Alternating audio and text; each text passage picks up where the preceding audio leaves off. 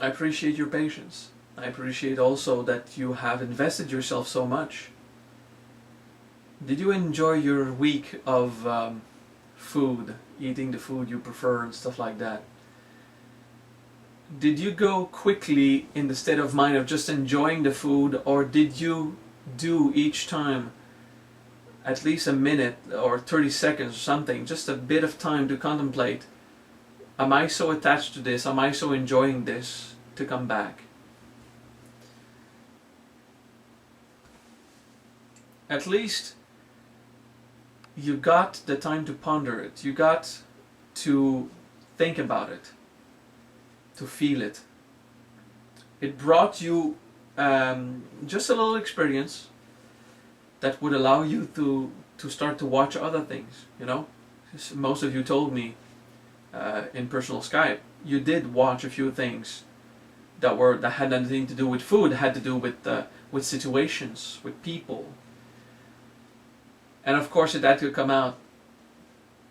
To be in love again, would I come back? Well, that's the main reason why we come back. Because we don't understand what it is to be in love, and we try to do it with other human beings. And because of that we come back. We come back because we are still attached to what will go away. And it is a part of our training to discover how to let go of what will go away. And if there is an attachment to be done, let it be to your own soul and your own experience of divinity. The more we advance in that Dharma, and this is the 9th week, we're receiving the last of the 9 initiations, and next week will just be a roundup and a sharing of what we've experienced. In the 9th week, it is the wisdom that is the least understandable, the wisdom that is most difficult to understand through intellectual means. Okay.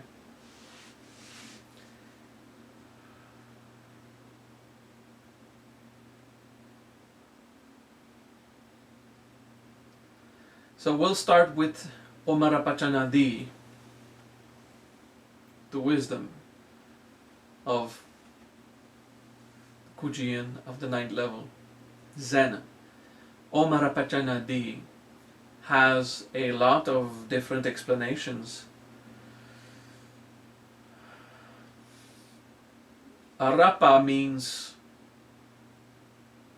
not affected, not hurt, not broken. Channa, in many, can have different meanings, of course, but let's go with this one. Cha means and na means not.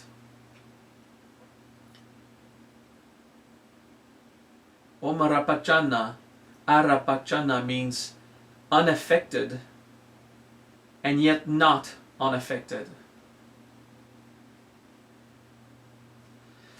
It is not easy to understand this principle unless you have experienced it. And some of you, I'd say most of you, experienced being unaffected but still being affected.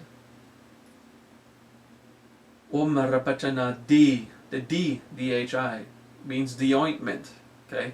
To be endowed with a power. To have, let's say, to have oil put on your head and let it drip, okay? Because when the Omarapachanadi comes in to your nervous system, you have the top of your head that feels like some goo falling all over the crown chakra and coming down and to the sides here. We will say Om A. The A is the simple state of being present. And if we say it mute Rapachanadi instead of Rapachanadi, it's the state of vacuity of not being there, because is void, in the sense of negation, and a is presence. So the a is to be there or not to exist at all. Ra is to be defined, is to have a form, a definition, a name, and pa is transmission, communication, interaction with others. So Rapa, they say, means to be hurt, to be affected. It means that there's something going on between what you are and some other thing. Being another person, another thing, event, life, whatever. So Rapa is to be earth because it is something that affects your definition. If something affects your definition, we could say it affects your integrity. Okay? Rapa is not being affected. Cha is with. So there's a difference between cha and va, or u, okay?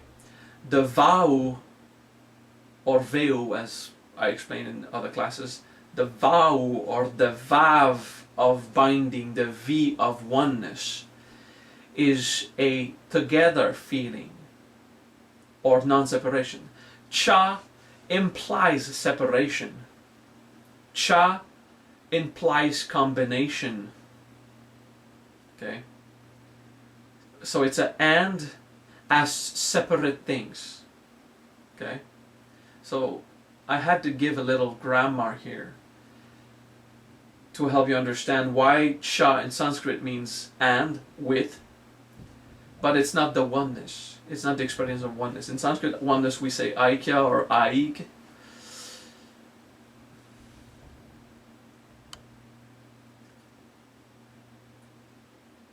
There's a na at the end of Arapacha na.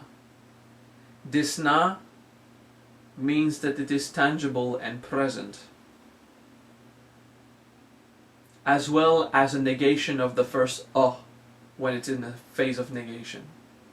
Na means no, and in negation, densification happens. In negation of the one truth, density occurred. Resistance to supreme state of being produced separation and furthering away. So in this fashion, when we say na, na means to be tangible, and it means to consciously deny oneness. So it produces separation, which allows manifestation and crystallization. So that is why na in Hebrew invokes the tangible aspect, and na in Sanskrit invokes the negation. Well, of course, na can mean so many things in Sanskrit. Let's not lose our mind. We're speaking of a specific application. Okay? Na, ne. Okay? So this principle of negation is what allows densification of something. The negation as na means a not at the level of manifestation. The negation as meaning not something, it is the of vacuity, meaning it has not been. Okay, so the of arapa is from vacuity, a definition that is affected, and in grammar means rapa, non-earth, non-hurt. I'm not hurt, I'm not ill, I'm not affected, I'm not hindered. Okay? Chana means yes, but with something separated, there is density and tangibility because of resistance. Those who have studied the holy grammar understand a bit better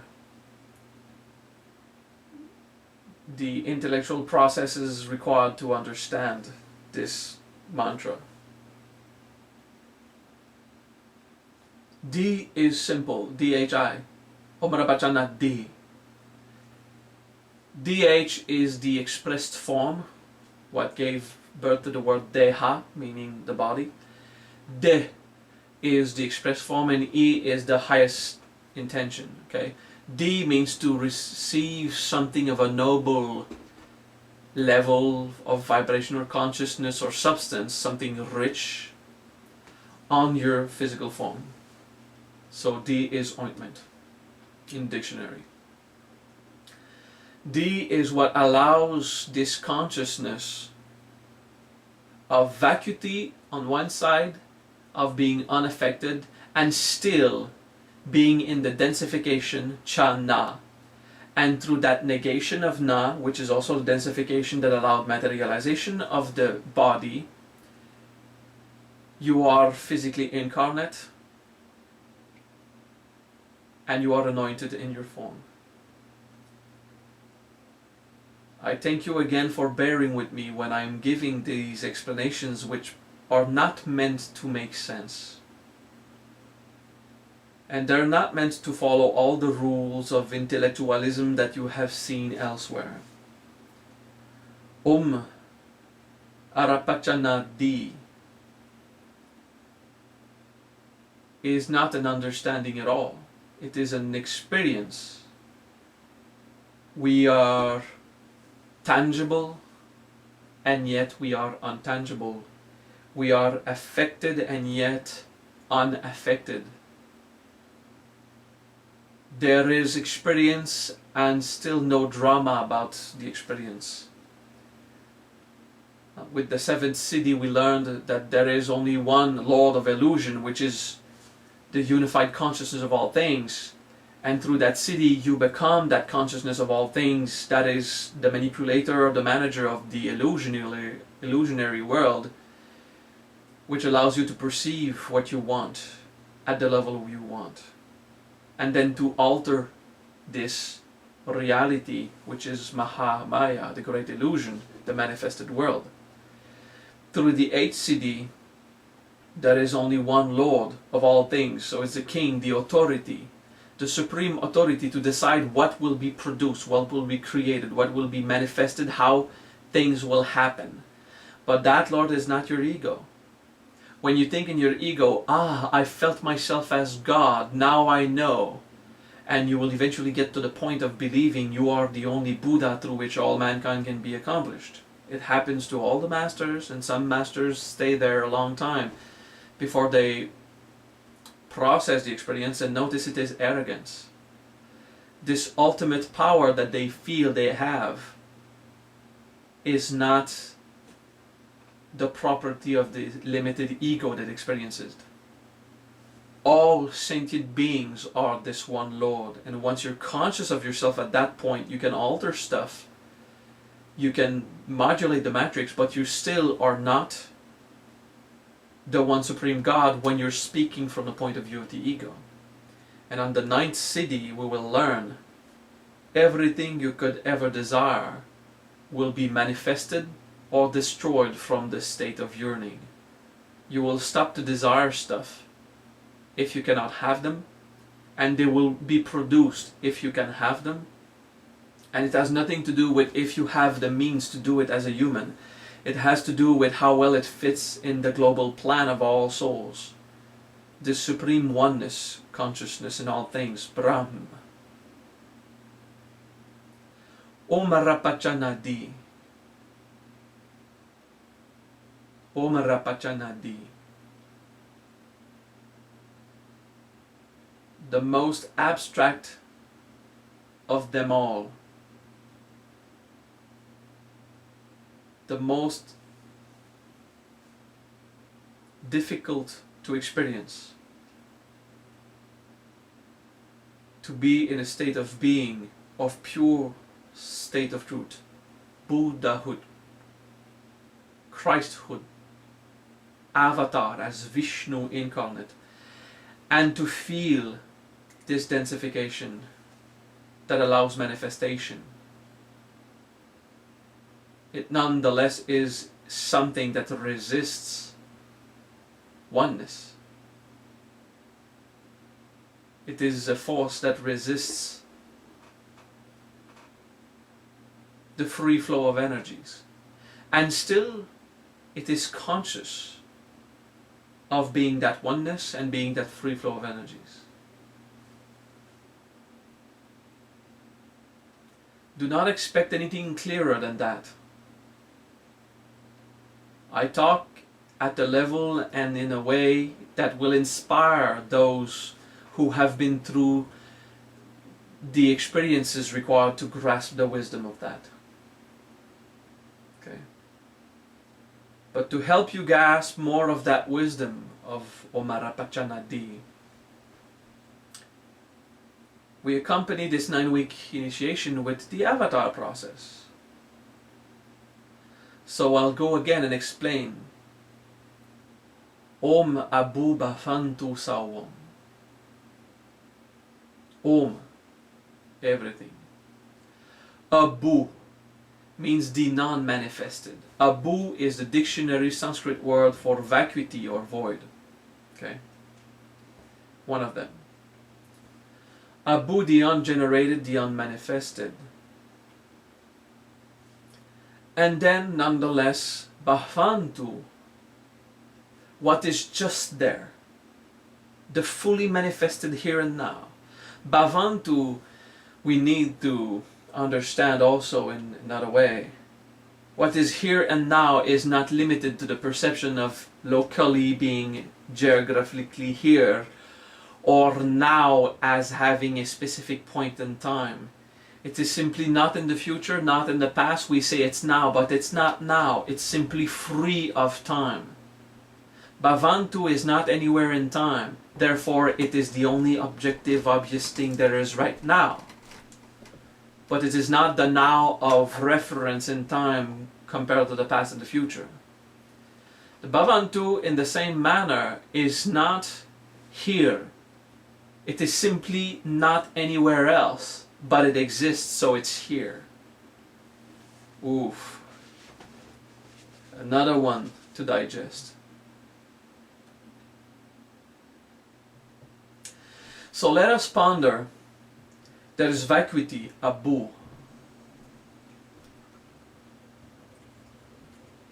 And there is manifested objective reality there. Bhavantu.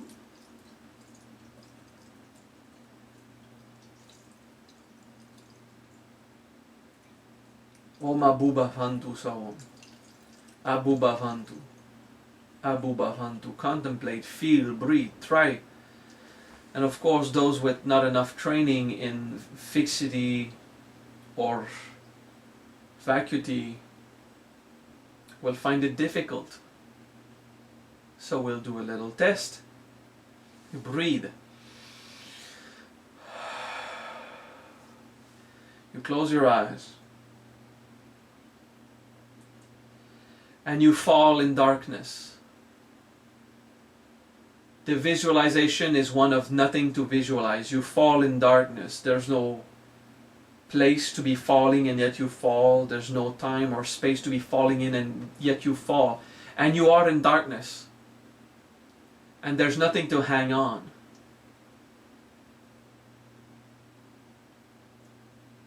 Relax. Observe what rises. Observe what triggers you. If there's something frightening, feel it. But don't spend time on integration. Just keep falling. And breathe and relax and come back here. Abu is a place of no manifestation. Abu is a place where you have to gain consciousness of nothing to be consciously gained, or no consciousness to be gained, or nothing that could trigger the awakening of itself. Abu in vacuity is the purest experience of nothing. And yet for those who did it, there's something in vacuity, but I don't want to say it, not immediately. For if I tell you in vacuity there are thousands of falling lollipops from the heavens, you will not be contemplating the visualization of nothing to visualize. You will not be trying to attain vacuity if I tell you what is in vacuity. You will be trying to attain 1,000 lollipops. You'll be thinking about what I tell you is in vacuity. So the best thing is go in vacuity, and hopefully we don't find in vacuity that is raining Snoopies from the heavens, or just forever absence of existence, because this is not what we find in vacuity. I will tell you that there is an experience of absolute freedom once there. And the only part of you that is afraid to go there is the part of you that is still so attached to power, control and manipulation, the tools. Power, control and manipulation, wanting to decide, wanting to be there, the ego that feels in charge, that doesn't let go of its attachments. Abu in vacuity, bhavantu, just that, just there, and fully conscious of everything manifested and still standing in the state of the unmanifested.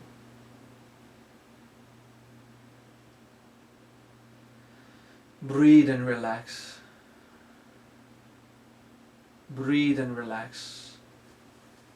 Let the initiation proceed. Sawam. S is power, A is present, U is in experience, O is everything, M is in the matrix or energies or everything that is. A in the belly, U in the solar plexus, O in the heart, and M just radiates everywhere. Sawam. Okay? Sawam is a power that originates from the base of your spine. S is your pillar of power. You're standing straight. You're standing stable. The towers invoked in the Lotus Sutra. The towers invoked by the Ate Nate Nunate. Sawam is your support of existence. It is at the base chakra. It is your pillar. It is your column of Kundalini. And it edifies itself on presence, experience, collaboration, communion, with everything in the matrix, M. Okay, Sawam is your power awakening as a divine being, but not from the DHI, that came from the heaven unto you, from the incarnate part of you that rises. So in Kuji-In we invoke the golden seal, mudra, Omarapachanadida Manjushri. No, I think it's the Maitreya, I'm sorry, the Maitreya mantra. That brings this holy light within from the heavens to empower you, and in the avatar process from within at the base to elevate and to make you into a divine being walking on earth. If you can practice being in vacuity and being fully embodied at the same time, Om Abu Bhavantu Sawam, this triggers the divinization of your living experience. Om Abu Bhavantu Sawam. If there is something that you are still afraid of, it will jump at you. It will throw itself in your face in your life. I urge you, please, do not be angry this week.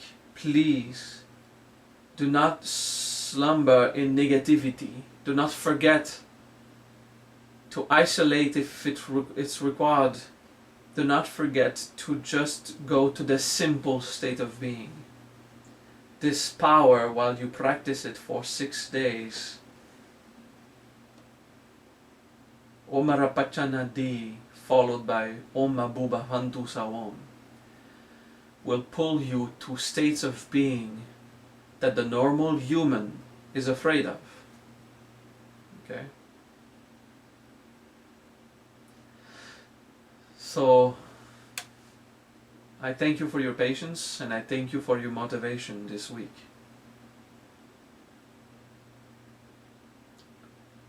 For the principle of the practice, please do the Zen Mudra and we will practice Om Rapachana Di. Om Rapachana Di. And you will allow yourself to be anointed with that consciousness that falls on your crown chakra. Om Rapachana Di. Om Rapachana Di. Om Rapachana Di. Om Rapachana Di. Om Rapachana Di. Om Rapachana Di. Om Rapachana Di.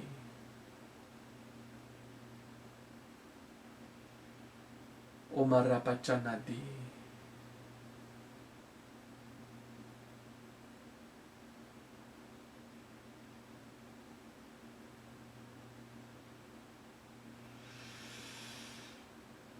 Relax the mudra. Pay attention to your body, your life, your emotional state and your mental state, to the wisdom, to causality and consciousness, to all that is going on in the universe, to the simple state of being, the experience of oneness, and let go of it all in vacuity. And as you let go of it all in vacuity, you're still paying attention to all aspects of your embodiment. Om Mabu Bhavantu Sawam. Om Mabu Bhavantu Sawam. Om Mabu Bhavantu Sawam.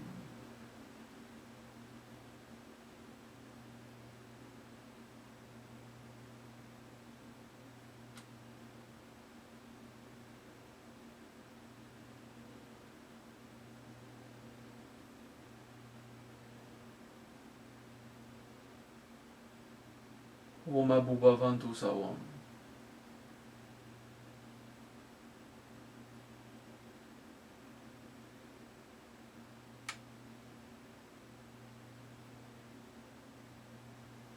Simplicity, humility,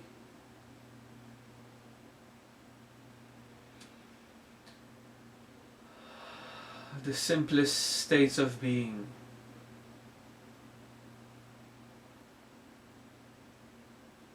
Stay embodied and close your eyes.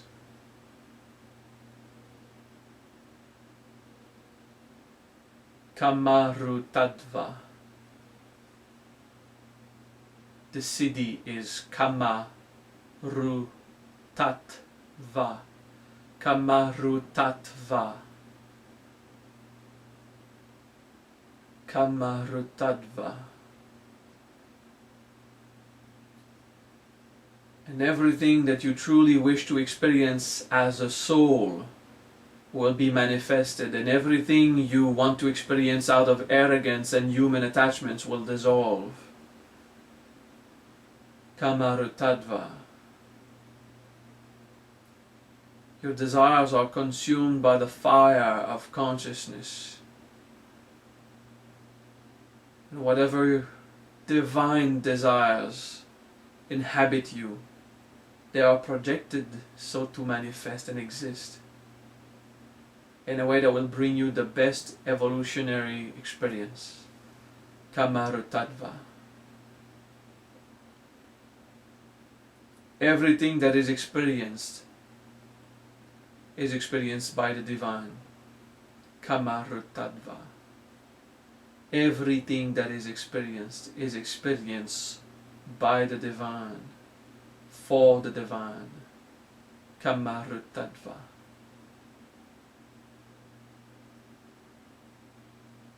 Kamarutadva.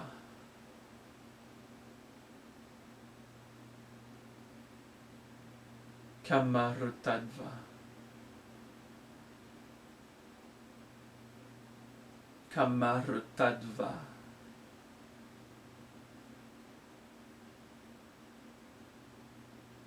Kamarutadva.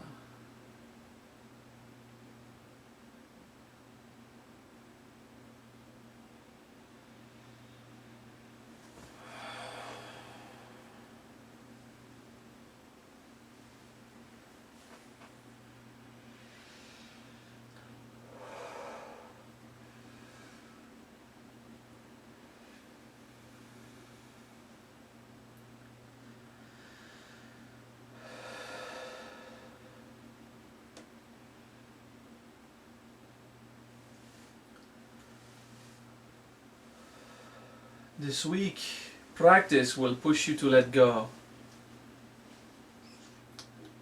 Slowly come back to a normal state of concentration and stay absorbed in consciousness nonetheless. This week will bring you to an experience or what desires you want to experience out of control, power of manipulation will be absolutely impossible to achieve. And whatever is authentically what you desire, in the most simple things, they will manifest with ease. And you will be in training to know what it is to incarnate divinity, free from the egocentric belief that once you are fully incarnate as divine, that you are a living God and to you should be present in some kind of authority, title, or that you have any right on others or some supreme power. The supreme power is to know what is the oneness and to stay humble, knowing every sentient being that exists may experience exactly the same state of being. Your ego will use this in competition. Let go of that competition. Every single being, every master of spirituality, every bug, every thief and liar, every sentient being is that holy divine experience. Everyone.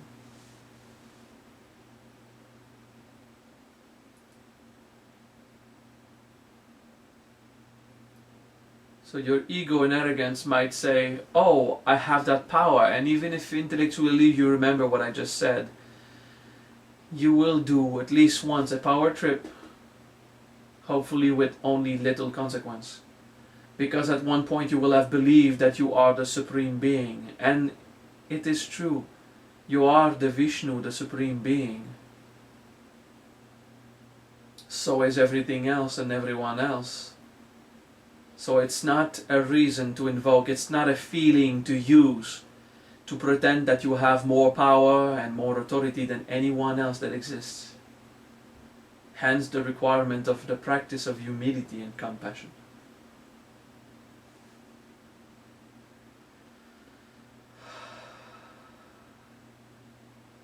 May you find yourself in the absolute divine state. May you find yourself in the most wonderful experience of divinity. And may you have the courage to let go of human appraisal of that state and stay sitting calmly at the feet of the great master, which is everything.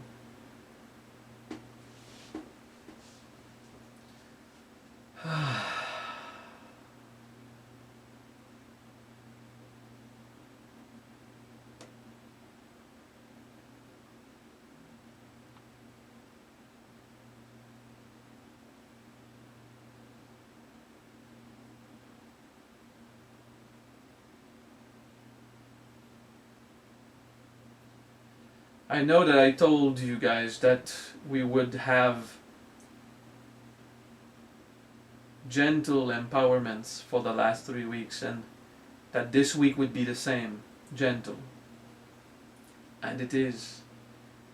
And for whoever will be challenged this week, where the ego decides to burst in anger or sorrow instead of embracing simplicity, keep working on yourself. It is important to vanquish the power trip of the ego wanting to have more place than God in the universe.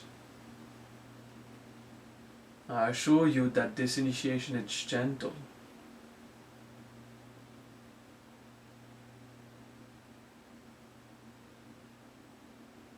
Even if you feel it very powerful. Find bliss in your heart, peace, happiness. May you finally be free of the drama of the world of samsara. Om Rapachanadi. To be unaffected and yet not unaffected.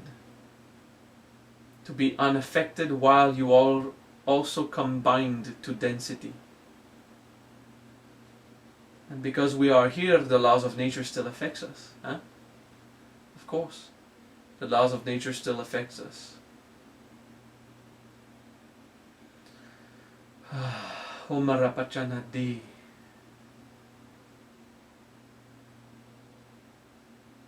Awaken the avatar. Awaking the living God is an art. Om Abu Bhavantu Sawam. The key, the process, the method, the guide, the rule book is explained in Om Abu Bhavantu Sawam. This is the key. The mantra is the explanation of how to do it. So just do it. The mantra Om Abu Bhavantu Sawam is the explanation of the required attitude to attain self-realization as an avatar, an incarnate divinity. Practice the state of being and keep working on yourself when you are not absorbed in the state of being. And from that viewpoint, every desire of a divine nature, when I say desire, stop limiting your mind to the experience of sexuality. Every type of holy divine desire, at every level of the manifestation, on 10 planes which are only one with gradation of frequency of consciousness. All that you really desire as God will impose itself to your Mahamaya, your great illusion. And whatever desires come from conditioning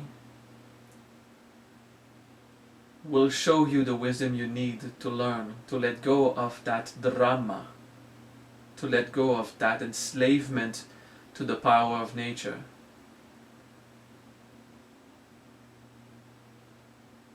That is why some of you are going through experiences again that you believed were over with. Simply because while you are here, you might master the art of non-attachment. If you get in a contact with someone, you get in a relationship with someone, there will be an attachment. And when the attachment has to let go, it will produce its amount of suffering. You will never get to the point in this realm where attachment and non-attachment do not happen one after the other. Well, where the yearning and the mourning dances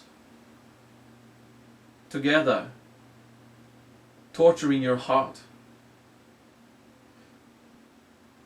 The divine pull of wanting to reunite with oneness is not done to power, control, or manipulation.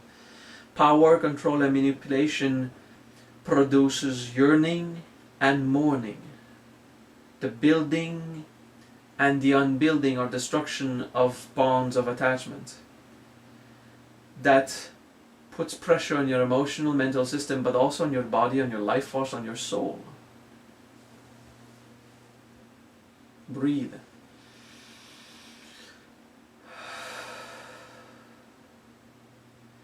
There is wonderful, wonderful wisdom to be contemplated in the ego. If you still think the ego is a bad thing to have, a trialing thing to have, if you think the ego and the yearning and the mourning are causes of suffering, you will go back to the fifth Siddhi and remember that ahamkara, the ego, is a produce of God, of spirit, to give a wonderful flavor to love. And you will accept to play the game while you're here, because here is the place of playing the game. In compassion, do your best always to encourage happiness and discourage suffering. But it will happen, and when it happens, you just observe, consciously absorb it, exist in it, feel it, live it, bahantu, just what is there, and practice staying absorbed in a state of holy consciousness. So when you can stay fixed on your divine state while you are stuck with the worst human experiences, your body eventually will die, and that intense trauma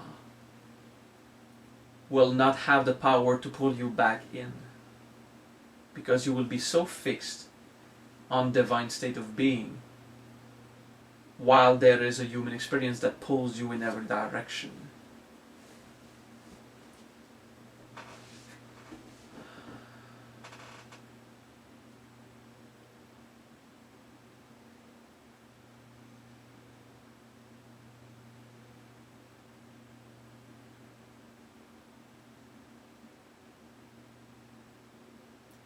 Then you are free. Then there is freedom. You choose whatever you want to do. You actually get to choose. Decide how you create, how you exist, how you breathe, if you come back or not by choice and not by enslavement to natural forces.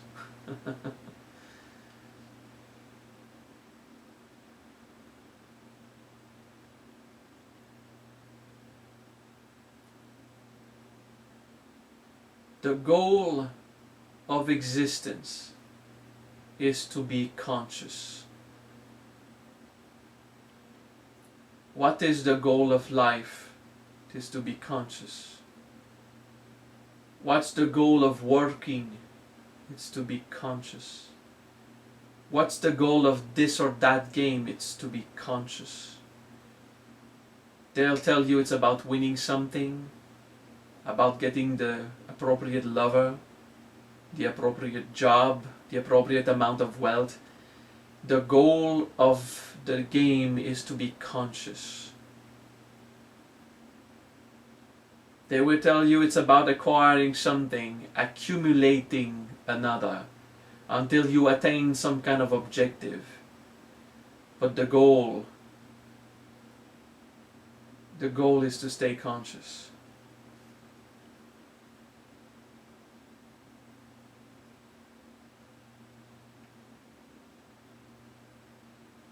Stay conscious.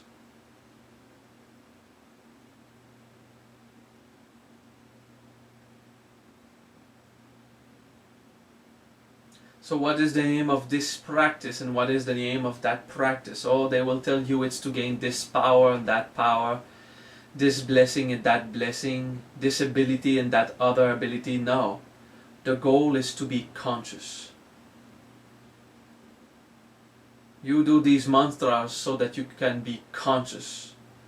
It will evoke a specific experience, but the goal is not to have that experience. The goal is to be conscious of the experience that was evoked.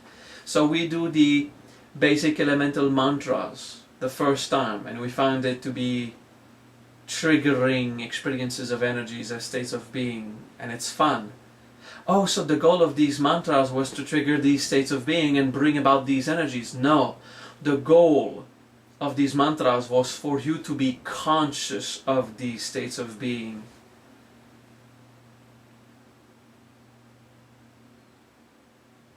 Wisdom without experience is nothing. Accumulating knowledge at the intellectual level without doing the actual practice, it doesn't mean anything. The only way we evolve is through experience. But even if we have experiences, if we are not conscious of those experiences, they are worth nothing. They are useless. We often say, let's take this metaphor of the fly. You can read everything and have a lot of knowledge, but knowledge without practice is like a fly caught on fly paper. It will make a lot of noise and it will not be going anywhere. Okay? And it will die.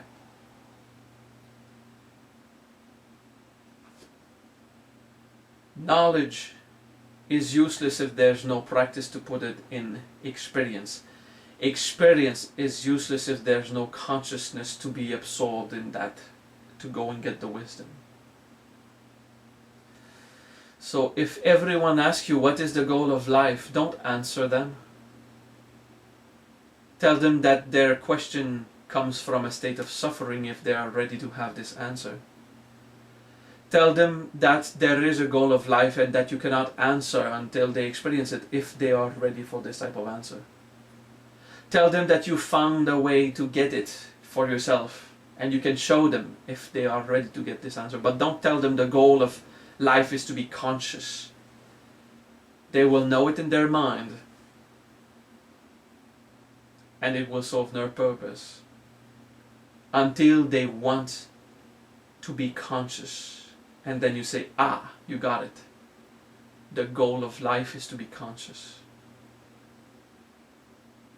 The goal of life is to be conscious. And what it is to be conscious, what it is to be aware, is an experience that is way beyond the definition of the word conscious or consciousness and awareness. It is a bubahantu, to be mindful in nothing, fully incarnate and yet not dependent. And while you're not attached to the physical reality, you are not fleeing it in any way, and you want to exist fully. If you contemplate yourself for so long, you will dissolve. That's how you attain ascension or self-realization, integration, ego recognition, exhaustive observation and practices that will stimulate the state of being divine.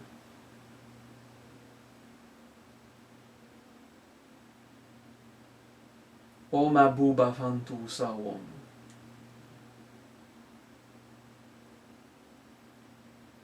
Om Abuba Fantu Sawom.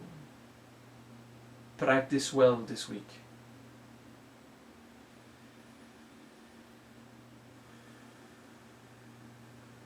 We have one last conference next week to wrap it up.